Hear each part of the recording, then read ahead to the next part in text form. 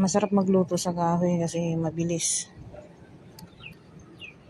Tsaka masarap din yung lasa.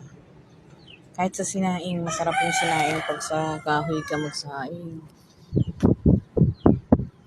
Naubusan kasi kami ng gasol, kaya dito kami sa labas nagluto. Kakahoy.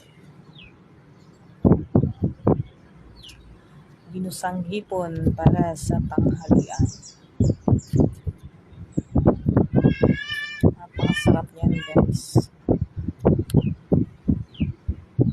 Pinatuyuan ko lang siya sa sarili niyang patas. Bago nilagyan ng kunting mantika, kunting asin, tsaka magic sarap.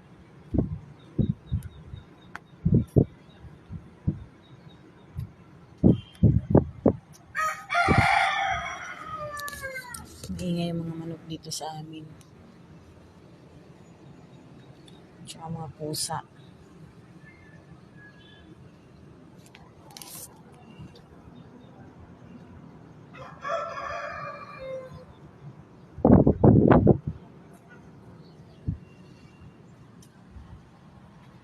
Ayan, luto na. Thank you for watching, guys. Follow and share.